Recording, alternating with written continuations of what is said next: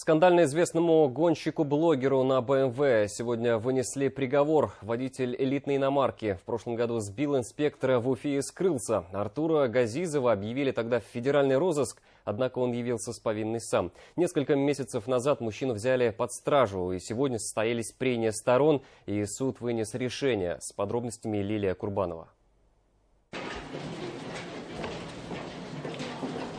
В зал суда Артура Газизова привезли из СИЗО. Там мужчина находился полгода. Перед камерой будто специально подсудимый демонстрирует тыльную часть руки, поправляя маску. На кисти красные пятна, похожие на следы от затушенных сигарет.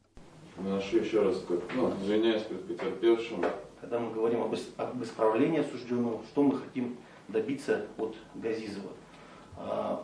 Чтобы он, выйдя, скажем так, из мест лишения свободы, чтобы он встал на правильный путь, или мы хотим его просто покарать. Я думаю, что именно первый вариант, он абсолютно правильный, и то, что прописано и в Уголовном кодексе, и в Уголовно-исполнительном кодексе.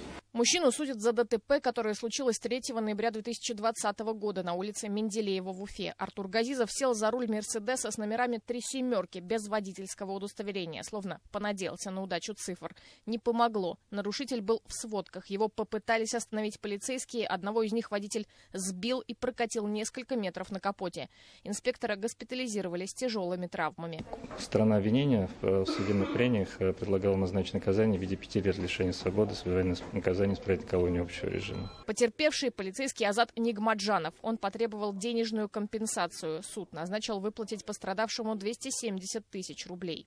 И назначить ему наказание в виде 3 лет лишения свободы с отбыванием наказания в исправительной колонии общего режима, с лишением права заниматься деятельностью, связанной с управлением транспортным средством, на срок 1 год 6 месяцев. Учитывая время нахождения в СИЗО, Артуру Газизову осталось провести в исправительной колонии общего режима 2 года и 3 месяца. Вещи, которые были в машине, уничтожат. В их числе травматический пистолет. По приговору суда вещественные доказательства по делу: 20 патронов травматического воздействия и мундштук, брюки и ремешок от часов уничтожить. Артура Газизова только что увезли, а тот самый голубой БМВ можно вновь увидеть на дорогах.